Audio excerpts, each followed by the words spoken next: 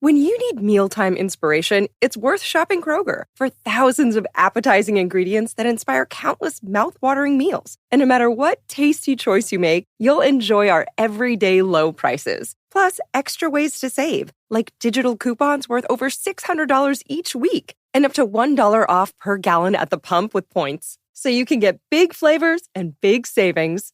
Kroger, fresh for everyone. Fuel restrictions apply.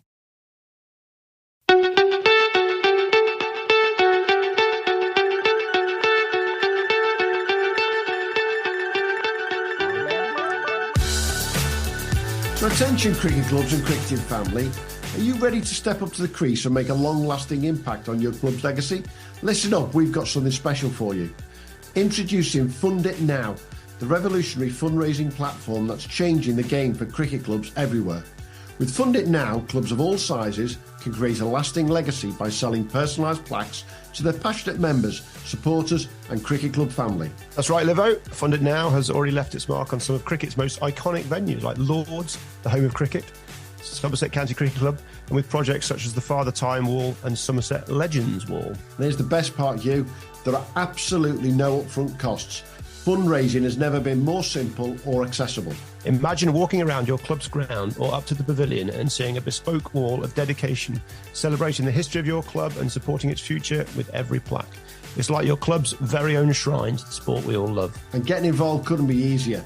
Simply visit Fund It Now's website at funditnow.co.uk to get started today, or drop them an email at info@funditnow.co.uk to learn more. It's time to rally your supporters and start raising money like never before. And don't forget to tell them you heard it from us at the Premier League Cricket Show. So what are you waiting for? Join the ranks of clubs and grounds like Somerset County Cricket Club and Lords and make your mark on cricket history. Visit Fund It Now today and start building your fundraising platform. That's funditnow.co.uk. Fund It Now, where passion meets purpose at your cricket club, and begin creating your own legacy. Welcome everybody to the Premier League Cricket Show, and it's almost the end of October. We've spent a little bit of time doing some proper work, I think is the best way to put it, Hugh, haven't we? Trying exactly. to do some proper work. European cricket got in the way massively. That was class, wasn't it? That was absolutely class. What a laugh. The English boys just dominated, didn't they, really? I mean, they had the loss they had to have. Yeah. They got to have that loss. Got it out of the way, and then it looked like from my end they cruised it in the end, but that loss was just focused the minds a little bit against the Netherlands, and yeah. And my man, who I backed 100%, Johnny Connell, looked absolutely incredible in the final in particular. Yeah, it was a pretty good effort from him, wasn't it? I mean, just looking at his sort of pathway going through, there's nothing historically to sort of suggest that he's that kind of player. It's difficult to pluck that from the stats, but yeah, he doesn't half hit a cricket ball, and again, you just wonder if maybe somebody have a look at him. T10, T20 specialist just hits the ball clean, doesn't he? Dan said he was one to look out for, and he certainly was. He did. And for Dan Lincoln and myself, he's definitely our favourite sports person in the world right now. He's just such a good lad. There's no two ways about it. So European cricket's taking up time, bit of work's taking up time, but we've also been looking at the numbers, and we're going to have a look back on the 2024 Premier League season, where, for listeners who don't know these things, because they're not as sad as us, there's been over 2,700 games played across the 32 leagues.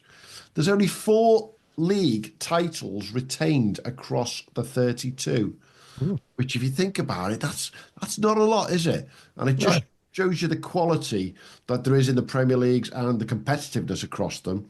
I will give a shout out straight away to the team that jumped the highest, Scunthorpe Town, who went from 10th place in 2023 to winning the league. Nice work. I'll talk about them a bit later. And I've got to give a shout to Moseley in the Birmingham League, who went from top in 2023 down to 9th. So that is a bit of an ouch moment, to say the least. But talking of taking a drop, we're joined this week for the whole episode, Hugh. I can't believe we've got him for the whole episode. Do you know why we've got him for the whole episode? He's dodging work because he's got so much work to do. He's basically just shut his brain down so that he can actually have an hour off and a bit of an excuse. So yeah, You nailed fine. it. But actually, we're allowed to invite him on more often now anyway, because he's officially next year going to be a top 4 Premier League batter. Joining us, Mr. Matt Taaffe. How are we doing, Taffy? Not too bad. It was a nice intro. Yeah, it's only, I mean, top 4 for the first few weeks at least, anyway. Yeah, exactly. Yeah, we'll touch base in September. I was going to say, Blackpool going to be in touch with us, Hugh, looking at the stats and saying, no, we really should be back in 8. Yeah. Well, no, I've got a few good stats to pluck out from batters that are going up and down the down the order. So yeah, well, we can enjoy Matt's season next season. But congratulations, Matt. That's a lovely move for you. Thanks very much. Yeah, looking forward to it. I hope it should be some fun for you. Yeah. Well, when are you taking Crofty? I think he's set in stone still at Lytham. I don't think he's budging anywhere. He has it good round the corner from his house. So Yeah, but to be fair, the amount of travel he does with Lancashire, it's probably a good thing just to go around the corner every now and again. just miss him. I'll just miss out in buying me a few Guinnesses on a Saturday night. But Yeah. So how are you looking forward to the joys of, is it Fleetwood, Kendall? Are you get more some leg spin at Freddie Fallows? He's going to whack you all over the place. Yeah, how are you looking forward to things like that?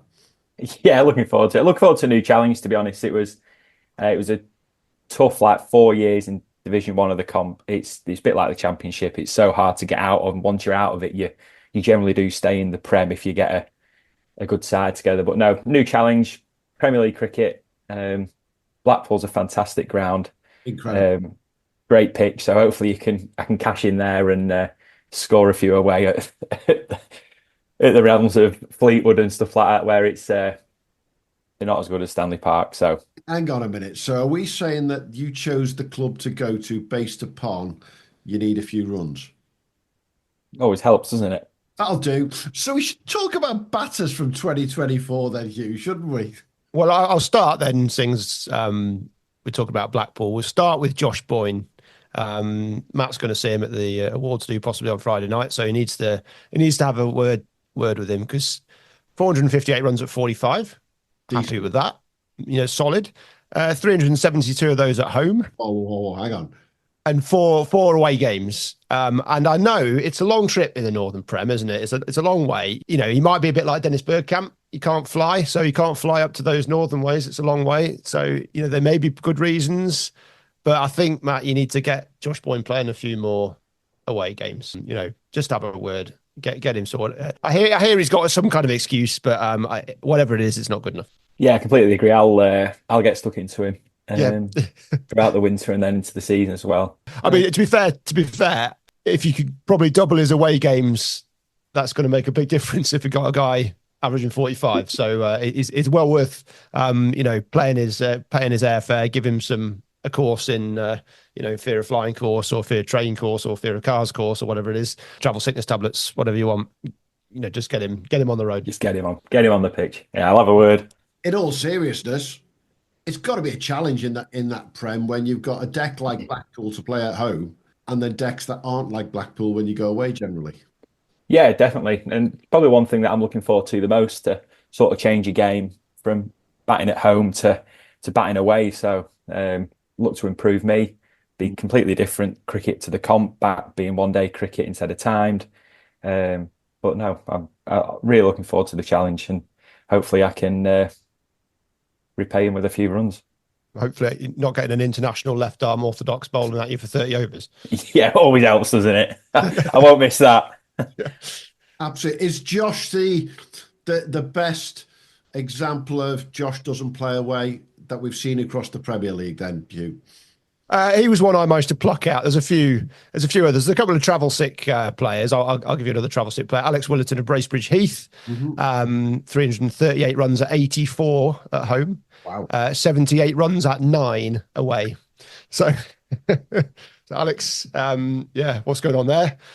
Again, Bracebridge Heath in the, correct me if I'm wrong, the Lincolnshire League. There's a lot of travel involved again. Maybe I'm thinking, has somebody got a car? My dad used to have a car, and I think it was a Montego back in the day, showing my age. And like if you sat in the back, you felt sick. Like it just wobbled all over the place. So if somebody got a car like that where he's driving, he's feeling sick, he's actually made it to the games. Yeah. So just, again, travel sickness tablets, get somebody to give him a chauffeured limousine. Just, if he's averaging 84 at home, he's doing something right. He can't be that bad away. No. So yeah. And I'm pretty sure, without having the stats in front of me, Bracebridge Heath were involved in some of the highest scoring games in the country last season. I'm pretty sure we had that. So yeah, something like that. Yeah, yeah. So he needs to. Yeah, well done, Alex. That's made my day. That one. Absolutely. Any more travel sickers? No, those are the two that I plucked out. I mean, there'll be thousands of them. That, pub cricket is full of people cherry picking their games, isn't it? Guilty as charged for most of my cricket career. So there'll be plenty more. But another fun one that I've got the Ollie Pope Award as well. If you like, the Ollie Pope Award goes to Nick Hammond, who's the captain of Ombersley in the Birmingham Prem. Again, a very respectable 464 runs at 30. I'm not picking on the weak links here. He had 270s, 220 not outs, and then in all the other matches, he pretty much got naught. So no 20s, no 30s, nothing like that. So Ollie Pope would be proud. Here's his scores: 0, 9, 70, 11, 4, 6, 121 not out, 1, 2, 5, 3, 22, 70, 8, 1, 120 not out, 11. Go big, go home. Well, the both his 120 not outs were against Kenilworth Wardens, who finished just below them and got relegated. So he did the business when it counted at the relegation scrap. But he's not messing around. So Ollie Pope would be proud of him, especially after Ollie Pope's shot this morning. You had a season a bit like that, though, didn't you, Matt? Sort of bit up and down during last year. But when you went decent, it was decent. But it just depended on those slow left armers. It does, like you say, they have you numbered before you walk out to bat, so it's just a case of when they get you. But sort of if you got past 25, 30, you sort of went in. But it's so hard to start your innings, especially like you say, you are playing away, and they have got a left arm spinning pro, and the pitch is aided to assist them. It is tough. When you're batting, some days you're just like, how the hell am I going to get a run? I mean, you're playing a much higher level than I am. And it does come. It just comes some days, doesn't it? And it happens, and it's but bloody hell, it's tough starting the innings. I feel for proper cricketers. So come on now. It's that time of year when all the leagues are starting to look at their league rules for next season. Should they implement one of those European rules that we saw last month, where you can retire a player if he's basically stuck and not getting anywhere? What should we do that, Matt? You've been in for 15 overs. You've scored one run off the, 40 odd balls that you've got. What do you reckon? Skip, off you come. Well, now I'm back at the bottom of the pecking order and not captain. I'm going to say no, because every chance that might get flinged off. So no, I'm not having it. We can see that, I'm sure, if we look through the stats week in, week out in those games in competitions like the Liverpool and District, where you have got somebody bowling 18,000 overs from one end all bloody season. There are players being bogged down left, right and centre, versus you're going to go back to playing 50 over cricket in the Northern Prem, aren't you? Yeah, it would be quite a nice little feature to put them back on the back foot again. But like you say, it'd be a bit demoralising walking off being subbed off because you can't. Well, all I'll say is I remember my good friend Mr. Paul Murray of Hornchurch doing it in the European Champions League earlier this year. Now, to be fair to him, I think he practically walked himself off, never mind being taken off. Because there comes a point, as you said, where you just know it's just not happening, isn't it? It's tough, isn't it? I mean, that European cricket is fine for that. I think everyone knows it's part of the course, isn't it? Because you could be 1 off 5 and that's game done. Set the average. Yeah. So yeah. Oh. There's a few people at my club who would have happily given the hook at a few different stages this season, but definitely. That's it's all good fun. If you do get pulled off, can you come back on? No. No. Yeah, you're out on you. Yeah, it goes as an out on the scorecard, doesn't it? Not retired, not out. It's retired out, isn't it? Yeah. I think so. Hey, should we look at the top run scorers across the country when it comes to those magnificent batters? And we all know who's at the very top, don't we, Hugh? Yeah. I mean, we've talked about him enough. I'm not sure we should be talking too much about the top run scorers, but Bryn Llewellyn, Alec Drury, Joe Pocklington at the top there. I mean, Bryn's season was just incredible, and ton of wickets as well. I mean, what a pro he was. You can't get a better overseas pro than Bryn Llewellyn last season. He's just the perfect overseas pro. Left arm spin, 1,500 runs, an average of 70, 700s, and 40 wickets. Useful.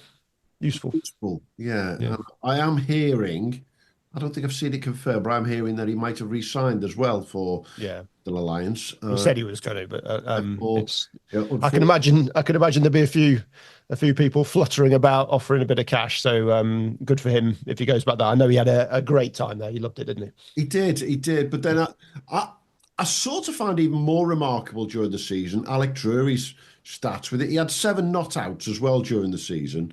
And did he ever run a 3 or 4 tons back to back? Yeah, Alec, I think three tons in a row, 100, and I think he hit 5. Did he hit 5 tons in 7?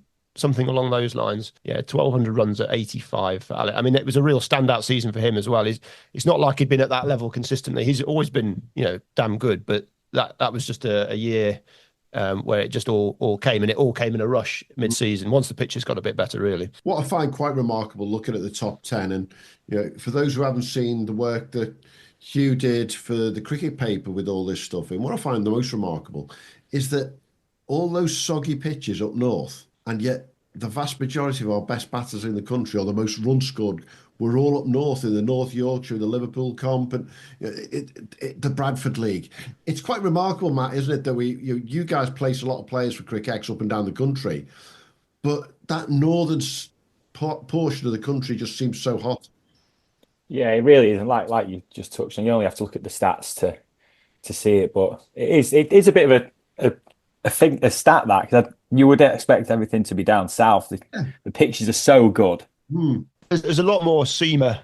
I think down south is a bit better for the seams. That the sort of quick seams, the tall seams, more bounce. And I think the Premier League player, the average Premier League player, maybe finds those a little bit more difficult than sort of the 70 mile an hour keeper up kind of bowling. But and you see it when the Aussies come over, like Jordan Silk did. They really dominate, because that's right up their street. It's closer to sort of professional level pitches, I would say, than other parts of the country. They're getting better weather. I mean, it's that kind of area. The huge clubs are able to have full-time professional groundsmen and so forth. But yeah, so they play fewer games as well. And there just seems statistically, it's not completely dominated by left arm orthodox as it is in other parts. The seamers do seem to be up there in the wickets a bit more consistently than some parts of the country. I think going back to the national final as well, Northern against Brentwood, but we spoke about that Ben Allison was the difference on the day with them hitting the pitch. That extra bit won it for them, as well as Buttleman and Brentwood skipper batted. It was that spell up the top that really defined the game. He was the standout in that game, pure quality. Yeah, and I think it'd be quite an interesting split for us to do, Hugh, to look at that north versus south in terms of where does it drop off, shall we say? Because the runs do drop off quite considerably. I've been putting these previews out on social media over the last couple of weeks of each league and who's been the top 3 batters, top 3 bowlers. And it's amazing when you do one down south that the top batter in the league's got 600 runs versus up north, you're looking at 8, 9 and 1,000 plus, aren't you? Yeah, it seems to be fairly consistent year in, year out. I mean, like if Jordan Silk's knocking about for the whole season or similar, or Peter Hatzoglu, based on his performances. He scored 19 out the weekend as well. Exactly, yeah, he did. I saw that. Yeah. So it's not just a case of the fact that it's maybe tougher to score. I think there are other aspects there. I think it's a more balanced game. I think potentially there's a bit more squad depth. So maybe different approaches. Some of these overseas pros up north potentially, they are brought in, and the depth isn't necessarily there around them. Again, it's a total hearsay and total rubbish from me, but that's just the feeling I get looking at the stats. But it's very, very difficult. It's different year in, year out. It's different from league to league. But yeah, it does seem home counties. Sorry, these it seems a little bit harder to put consistent big scores together through the season. It does. Matt, you've been with Cric X now a good number of months. It seems forever, doesn't it? You've been there a good number of months. Have you found that when pros are looking to come to the UK, they are looking for a certain type of area / club / league? What are they looking for certain things? I think, especially with the overseas professionals, it is more they want to try and be in a set area. And then if offers come from clubs elsewhere, they do consider it, but they do come with a first initial approach of they want to be here. And they're only the overseas amateurs are completely different. The Aussie and the Kiwi grade lads, they just want to be down at London all the time. Yeah. And then they sort of like see different things developing, and Manchester starts to shine a bit brighter than London at things. Then they want to be more like Cornwall way. But they do initially come in with approach that they just want to be in the middle of London. It's quite interesting that. So they just want to see Big Ben and Houses of Parliament, and that's that. not bothered about the cricket. And like I say, I think one thing that they do think as well, like they're a stone's throw away from Europe as well at the end of the day, aren't they? So that's the one thing that we try and push to them. It doesn't really matter where you end up. If you find a good club and it suits you, you can do your travel in the week, and you don't have to be. Well, it's, I mean, like if you're in York, you're only an hour and a half or whatever it is to London, are you? I mean, you're a short ride to a decent airport and you're off. It doesn't really, I mean, it can be quicker getting from York to London than it can be from London to London. Yeah, definitely. Just looking down that list of batters in that sort of top 10, 20 that we've got around the country, Hugh, very noticeably, North Yorkshire with Bryn and Alec Drury, both the same league. We already said Joe Pocklington down there in the Bradford League, Chris Holliday in the top 10, the Bradford League. The one that stands out for me a little bit further down, Zen Malik, who only played 20 games, which surprised me, and in the Premier League, but he's ended up with a contract at Warwickshire going into next year. It just shows that gap, it's not as great as people think, is it? No. He had some season as well, and that league's a low-scoring league, the North South Cheshire League. And so people have been keeping an eye on him for a while, and he's gone in there and hopefully just have a cracking winter of training under his belt, and be amazing to see what he looks like next season as a player, and hopefully he can kick on and really do well. The one that just a really interesting sort of move, if I look at his stats over the last few years, he's sort of just jumping up and up the levels. I think he was down at 5 or 6 or 6 or 7 a couple of years ago, and then up to 5-4, and then last year he opened the batting and he's 1,200 runs at 61. 1,200 runs at 61, strike rate of 80. Just keeps getting better and better. I mean, to be finished third in the country, he's only 23. Wow. I think he was at Sussex, possibly come up for uni. I'm not quite sure. He's up there in Bradford, and dropped out of the Sussex pathway at sort of 18, 19. Again, is he worth a look? 23. Just that progression. You kind of look at that progression. And if something's clicked for him, there might be worth somebody having a look at him. Definitely. Again, but a wonderful season from Joe. Directly below, we've got Smethwick's Deepak Khatri, who came over with a big reputation and well and truly nailed it, scoring 1,200 runs himself. And most impressively for DK in the Birmingham League, strike rate of 136. That's just madness, isn't it? That's a hell of an effort, that, isn't it? Just taking the piss, I think, is the two. Just having a lot of fun every time he went out to bat. I mean, to score that many runs at 87 and strike at 135 in one of the toughest leagues in the country, that's some player. Yeah, it's the sort of numbers, obviously, next year that at Blackpool they've signed Matt Taaffe for. That's right. He was checking his phone then, though, I think, when he wasn't listening and concentrated. Yeah, I got it. Don't worry. But the smile said it all, definitely.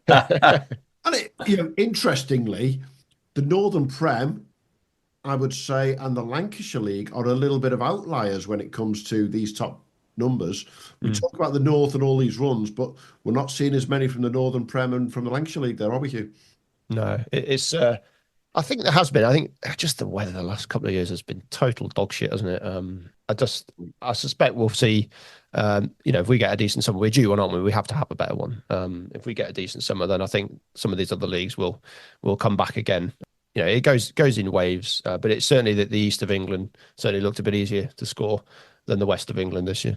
Well, talking of the east of England, I've got to mention someone a little bit down. I think it's about 20th or maybe about 15th or 16th in the country, I think he was. Priyanshu Kanduri, playing for Scunthorpe Town in the Lancashire League. 959 runs at 87 for him. And the most remarkable thing about Scunthorpe, I've already mentioned that they jumped from 10th place to winning the Lincolnshire County Premier League. They have an average age of 21.7 across the Premier League. There were only 4 players played in their Premier League side last year who'd been signed in the last 3 years, and 10 of the regulars all through their own pathway. That's some going. And, to have a side at the average age of 21.7 winning the Premier League, Hugh, wow. I mean, are they able to keep hold of them and keep them kicking on? And I mean, that could be a national challenging side, couldn't it? If they can keep that group together and develop, that basically they don't want to be too good, otherwise they'll get snapped up by professional teams. But if they can keep that group there, they'll be in business, won't they? Definitely. Do you see that, Matt, at sort of Liverpool comp and now obviously Northern Prem level? Do you see that with junior setups being the big thing for everyone now, that they've got to get those good players coming through? And most importantly, as you said, keep them. I think that's the big thing, isn't it? Keep these cricketers playing cricket instead of dropping off. Like I'm sure every club was the same. Lytham, we struggle with it an awful lot at Lytham. We've got hundreds and hundreds of juniors, but up at under 15s onwards, it just goes a bit scarce and drops off. But that's the thing. If you've got a good club set up and you can keep these players, then the world's your oyster, isn't it? You can look at all different competitions, and the nationals the big one, isn't it? You can get a run in that, and you can get a good campaign, both league and cup. Then it just sets you up for year on year for players to keep coming back and wanting more. I was just thinking about this. I was thinking your traditional club, it kind of needs 5 teams, doesn't it? You need sort of 5 in a perfect world for your normal size club. We're not talking about your Ishas and your down south where you've got 200,000 people. Yeah. They're not fair. They're cheating with all their population, curse them. But you kind of need your 5 teams. You need your entry point so that when your young lads come in, they succeed. I've seen it, kids coming in and it's too hard for them because your teams aren't in the right leagues. It's really difficult because they immediately don't enjoy it. Then they just immediately stop playing. That's done. I think you've got to get them early. So you need a cushy league for them to jump into, and then you need that pathway through, and you need something close to the Premier League so that you're not chucking players into the Premier League that aren't ready for it. It's really difficult to achieve that. I almost think if it is a 5 team, your 5th team and your 2nd team are the 2 most important teams. Because if you've got those, you've got your entry point and you've got your feeder into your Premier League side. And we talk about it at our own club, and I know you've done it at yours as well, Hugh. It's about having that gap between each team being the right one. There's no point having a Premier League side if your seconds are in Div 4. Gap's just far too big to jump up, and vice versa. From the seconds from Div 4 to Div 7. If the third, again, you've got to have them within. I think you've got to have them at least 1, if not 2 divisions between them, haven't you? Well, I think depending on, every league's different, but yeah, two is not too bad. And depends on the strength, but yeah, I think it's that gap between your first team and second team and your feeder. I think in the middle it's not quite so bad, but yeah, you can't be chucking people up from 4 or 5 into Prem. It's that's me, that is, and I'm going to do well in the Prem. Exactly, and I think we do know, and we've seen this throughout the leagues right across the country, and I'm sure you'll back us on this, Matt. There is an exponential lift as you go through the divisions. The gap between 10 and 9, negligible, 9 and 8, and as you get all the way up, the jump gets bigger and bigger and bigger. And from Div 1 to Prem, or whatever they call it in Championship A to B or whatever, it's all different around. That's the big jump, isn't it? Yeah, it's huge, and you can just see it in how the leagues are finishing up. These big teams, these big clubs are staying up there, and it is so tough to break them all and have a good year to leapfrog them. But it's just about finding that balance, isn't it? And I'm sure every club has the same issue and thought process. It's just how you can do it. But like you say, that 5th team is so important to get the lads experienced and exposed to senior cricket, to get them. And then just to get them carry on playing. Yeah, because once they get in, they get the buzz, don't they? Yeah, definitely. Just as Townville in the Bradford League, they're a very small side and they've done really, really well with very little. It's remarkable how they've been able to compete. And I don't think they've been chucking tons of money at it or anything like that. They've just managed to got a group of guys together that are really, really competing. And they also happened this year to have one of our favourite pros, didn't they, Matt? Yeah, he's an absolute gun, isn't he? Yeah, Mr. Dushan Vimukti, absolute superstar, up there for me with Mr. Ghaffari in terms of my favourite cricketers this year, from overseas cricketers, that is, by the way. Absolute gun, to say the least. Dushan scored just 2 runs short of 1,000 in the season, but it also took quite a few wickets, if I remember rightly, as well, didn't he? Just over 80 wickets as well, wasn't it? Yeah, not a bad investment, as you say, for a club that doesn't even have their own bar. That says a hell of a lot. And I've spoken to the guys at Townville a number of times this year, and the investment there is all about the volunteers and the time that goes in to build that club around what they do. And they are, I don't like to say they're punching above where they should be, but do you know what? They're doing extremely well, because I look around these 32 leagues and I'm trying to name the ones without a bar. Not that I drink, but it's finding the ones without a bar. There ain't many, are there? Because that's where we generate all that cash. Well, it certainly helps. It certainly helps. Just on you talked about strike rates there with Deepak. There's a couple of standouts for me. Casey Carriappa at Mildenhall, 300 runs at a strike rate of 180. And a certain Jay Jenner, Preston Nomads, 457 runs at 40, strike rate of 170. A couple of real standouts there in terms of people just blasting from the off. I mean, you never would have thought that of Jonty Jenner, would you? No, Jonty Jenner wouldn't do that in the slightest. That's not why he went to the Cayman Islands to play T10 in the slightest, is it? They still won the league without him playing that many games, did they? No, these stats aren't exactly perfect, but I've got 12 innings. So, yeah, I mean, just crucial runs from him.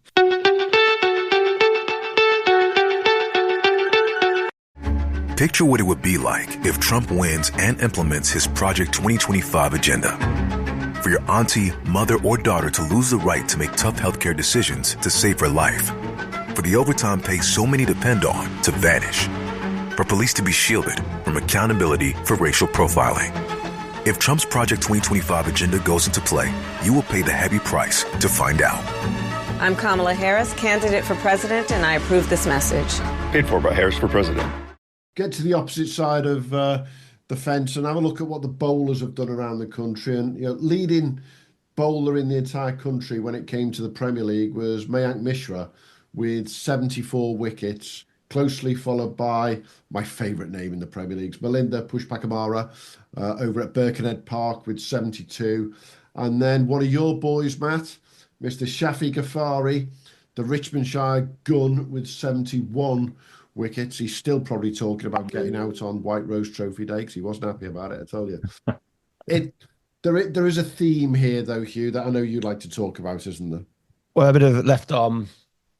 Well, it's not necessarily left eye. It's taking away again the ball away from the right-handers. So there's a few leggies in there as well. But yeah, it's such a dominant thing, and it'd be nice if it wasn't quite so obvious that we're all utterly useless against left arm spin, but we are. So that is it. And if you want to win, you generally need left arm orthodox. Shout out to John Dotters there for bowling more overs than anybody else in the country. We've got him at 360 overs.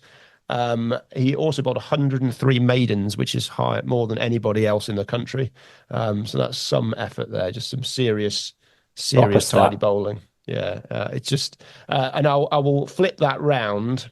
When I pluck out my stats here, I will flip that round because what he needs to do in the winter is have a chat with Zach Fagg of Sandwich Town in Kent, who bowled 1 maiden in his 92 overs. So shout out, Zach, for your maiden. Congratulations on your maiden, sir. I hope you're proud of it. Another thing about Sandwich Town, whilst I was researching this, they have the most garish coloured kit in the country. I think they're sponsored by Ali G. So it's absolutely hideous. So have a word. Have we got any kit sponsors? We need a kit sponsor. Yeah, I'm just get on there. Sandwich Town followers or not now, because if they do, we've just lost them. Yeah. Oh, it was like I had to turn the brightness down on the monitor to have a look at Zach Fagg. He got a few runs, Zach, as well. So he's not just a bowler, but 92 overs, 1 maiden. Good effort, that. That's decent, isn't it? And Yeah. we laugh and joke about these bowlers and the slow left armers, etc., that we talked about time and time again. But it is quite remarkable when you look at those bowlers up in those big numbers of wickets.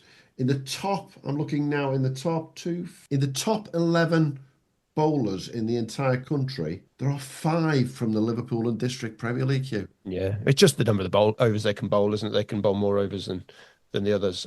Brandon Diplock is the first seamer coming in there overseas. I think he's an overseas South African or Zimbabwean. 64 wickets, 17 for Bradshaw. So he did a great job. Shout out for him for the bowling some seam. Can I just do an honourable mention? I've missed this. This is a honourable mention for a very nice gentleman. Now he's honestly, this guy, I'm just going to say, is the nicest man in the world. Morland Simon is a bowler, 27 Premier League wickets at 16, only bowled 83 overs. I've heard he helps a lot of old ladies across the street. He once rescued a sack of kittens whilst putting out a fire. And I've heard he invented Wordle but didn't want the royalties. But he also, and I've got that out of the way because he's in the army as well, he's big and scary. He also didn't have a great season with the bat. Oh. His average of 0.38 was one of the lowest in the countries, slightly better than Monty Panesar. Good old Monty. He scored 3 runs in 10 innings. He had 7 ducks, top score of 2. So strike rate of 8. So the nicest man in the world. So one of the worst batting performances in the country. He started batting at 10 as well, and he went down. So yeah, good old. Calling the nicest man in the country simply because you know that you were going to absolutely throw him under the biggest bus. Well, it's the I mean, he rescues kittens. He invented Wordle. I mean, come on. And he's in the army and got access to firearms. Be about 10 innings. I think it was 10. Yeah. I'm going to ask ex-Lytham skipper. You've got a bowler who's taken 27 wickets, but he's at 16. At 16, decent. Seamer, he's doing a damn good job there. So you're happy, aren't you? But yeah, he's doing his job, isn't he? Yeah, but you can't trust him to even put his pads on. Never mind, actually hold the bat. What in selection meetings, Matt? How's that conversation go? Probably asking if he could go for his 8th duck this week. Yeah, no, he's doing his job with the ball. Shouldn't have to strap his pads on at 10 or 11, should he? The thing is, he's got a 48 in the Surrey Championship. Yeah, there's a bit of news about him. He's described as an all-rounder. So something's gone wrong with his batting. Whether he's unfortunately had a Stuart Broad ball through the grill at some point that maybe has knocked his confidence. But yeah, I think it wasn't always this bad. So Morland, congrats to you. Great season with the ball. And if anyone does know what's happened to his batting this year, please do let us know, because it's a story that we'd like to hear about. That's right. What else has stood out in the bowlers for you, Hugh? Just spin, isn't it? It's just so dominant. If you've got anybody who's got a left arm, just chop the right one off and get him bowling. Just get him bowling spin. But there's decent. Trying to find some seamers. Just looking at the sort of southern leagues that we can go a bit under the radar. Connor Haddow, well, we know what he bowls. 46 wickets. He got a couple of fifers in the end after getting fourthers most of the season. It actually cost him a change. Yes, exactly. Yeah. Toby Porter, though, he had 44 wickets at 13 in the Surrey Champ. That was a great effort there. So, again, great average. Seamer's doing the business there. That average is right up there with these guys who are getting the 60, 70 wickets. They're just bowling a bit less. And then Alfie Peck of Hayes, 42 wickets at 13 as well. He's quite a young lad as well. I think he's 21, 22. So there's a couple of names that jumped out at me there. And then I've got Lee Beaumont as well, Stockton. He's playing for Yorkshire over 50s. He's 55. He is a left arm orthodox, but 70 wickets in the season for Stockton and Yorkshire in the combined. At 55, you're getting 70 wickets for your club. As I'm some effort. That makes me extremely jealous. Yeah. To say the least. I'm just thinking what our juniors would think if I even took 7 wickets, never mind 70. I've got one league wicket. Definitely. Just talking about the way those wickets are spread around the country and the economy, I'm going to ask you a question now, Hugh, and hopefully it's something that you can juggle up quite quickly. What's the sort of best economy rate that you've seen out there for anyone who's taken, I don't know, 30, 40 wickets? See, because whilst we talk about the averages, that economy rate is incredibly important across all the leagues, isn't it? I won't be up there. Well, these are just Premier League players, Matt. No, So, it's nasty. Well, I won't go with 30 wickets. Let's go with 50 overs. I think 30 wickets that's quite high. You know, you need to be played most of the games for that, and there's quite a few people that don't play a lot of games. But there's a certain Jack Armand right up there again. He's there every year. He's going at twos. So 2.08. He's got 21 wickets in 168 overs. Not as many wickets as he got last year. He had a great year last year, but he just still doesn't go for any runs. And then Charlie Barnard at Hyde, Oldley Edge, and he's played for Hyde. He's played for Oldley Edge. I don't know what he's playing for this year. He's a left arm as well in the Cheshire League. 27 wickets he got, and he's going for 2.12. But yeah, there's quite a few knocking about there. In terms of wickets, probably the one who's getting the most wickets and going for the fewest runs there is we've got Ross Bretherton, Leyland in the Northern Prem. Yeah, you'll be seeing a bit of him. He's a seamer, 52 wickets and going at twos as well, 2.23. So there's a lot of guys going under three. Probably and these stats aren't exactly perfect, but it's you're looking at probably 100 guys in the country going under three, maybe not quite 100, maybe 60, when it 70. comes to movement over the winter, they're probably the players that people are looking at left, right, and centre, aren't they, Matt? They want them to go for under three, and if they take the wickets at the same time, happy days. Yeah, definitely. You just have control from one end there, don't you? And allows people have to change the game, attack from the other end, bring the other bowlers in, and you've just got that stability from one end. You can rely on your bowler to go at less than threes. It's big, isn't it? It's a big game changer. Speaking of lack of control, I've got Joe Gore, Exeter in the Devon League. Again, these stats might not be exactly perfect, but we've got 140 wides, 22 no balls. So we've got 26 wickets though. So that ball's not always going straight. Gave himself the extra balls by getting those wides and no balls to take the wickets there. There we go, yeah. But so he's the highest number of wides in the country this season, minimum 50 overs. Good 29 clear of James Anderson of Driffield, also a seamer who's 100. I've got on 111 wides. Similar number of Driffield. I wonder if Noah Kelly's been slapping him around left, right, and centre, and that's why he's been in the nets. Yeah. Scared him. Is it James Anderson, and he never turned up at Burnley? No, it's James Anderson. There we go. It's remarkable when we look around the league, some of these strange little stats that come out, Hugh and Matt. But at the end of the day, that's what cricket's all about. It's a numbers game, isn't it? And all we're looking at is numbers in a week-to-week basis. And whilst we don't want to make selection based upon numbers, Matt, it does go a long way, doesn't it? It does, yeah. It's unfortunate it is because it was based on numbers. My bowler wouldn't be getting a ball. But no, it's massive. It is. It's been great to talk about some of these stats around the country, Hugh.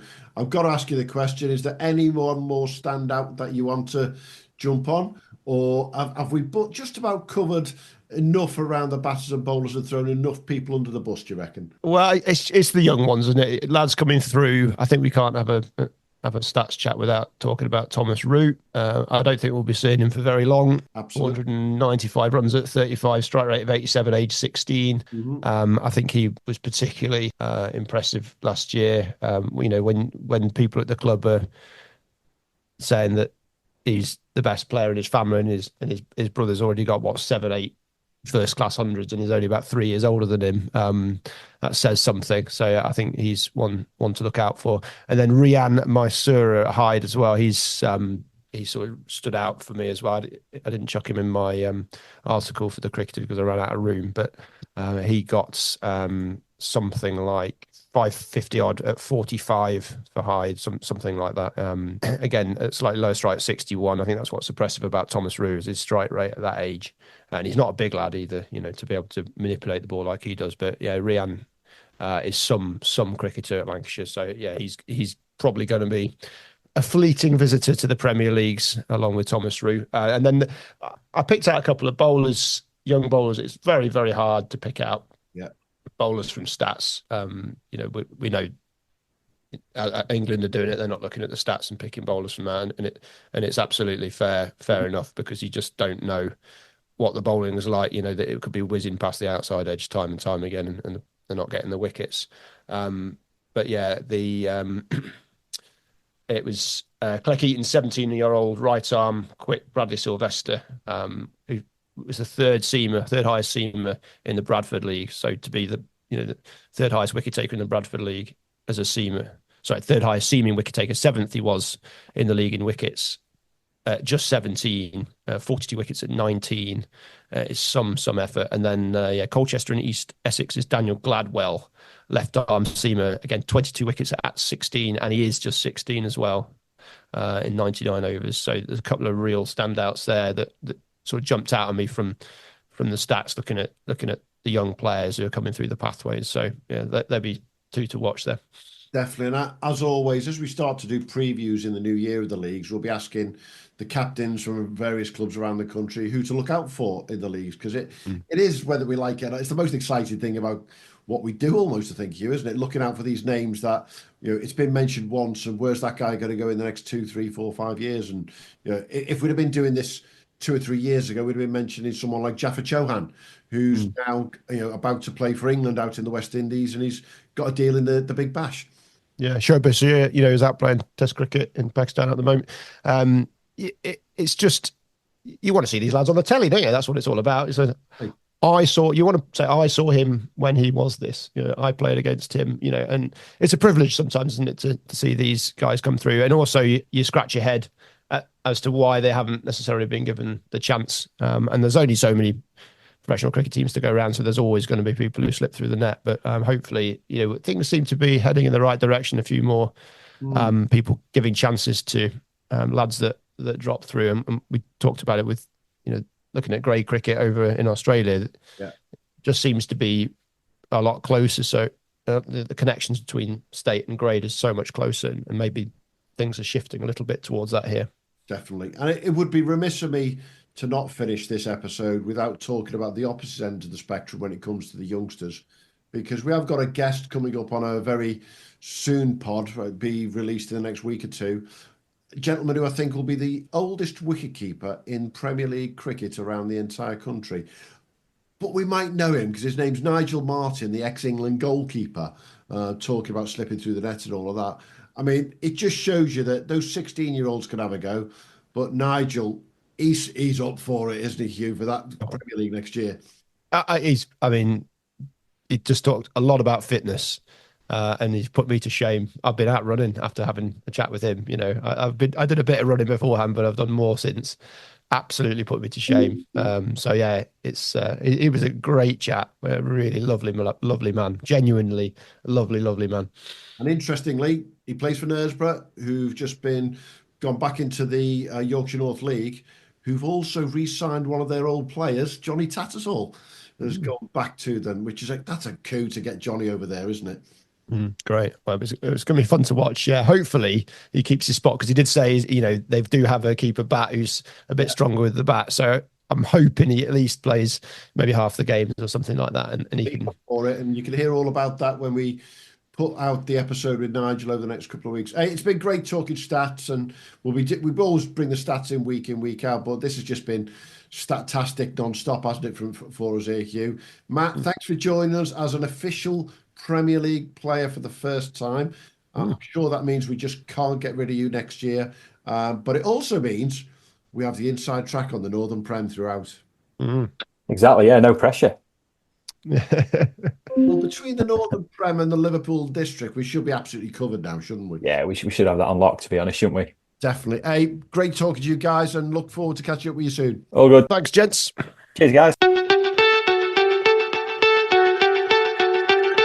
Thanks for listening to the Premier League Cricket Show. If you haven't already, make sure to hit that subscribe button so you don't miss out on future episodes and stay updated on all the latest news, views and discussions from around the cricket's Premier Leagues. And be sure to follow us on X, formerly known as Twitter, and Instagram at TPL Cricket Show on both. Join the conversation, share your thoughts and connect with us and your fellow Premier League cricket fans. And hey, if you enjoyed the show, why not show us some love? Leave us a 5-star review on your favourite podcast platform as it helps other potential listeners to find us when they're searching for cricketing podcasts. Thanks again for being part of the Premier League Cricket Show family, and until next time, have a good one.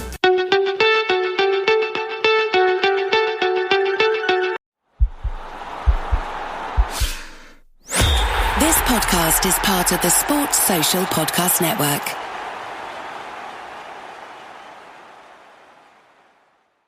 With Robinhood Gold, you don't need a silver spoon to eat up the financial favors of the 1%. Robinhood Gold allows the resourceful individual to earn the very liberal rate of 4.5% APY on uninvested cash, receive unlimited 1% deposit bonuses, and be rewarded with a handsome 3% retirement boost on an IRA account. Get the privileges of the high net worth for any net worth for just $5 a month. Sign up at Robinhood.com/gold. Terms apply. For product-specific disclosures, visit Robinhood.com/gold. Investing involves risk. Rate may change. Gold membership is offered by Robinhood Gold, LLC.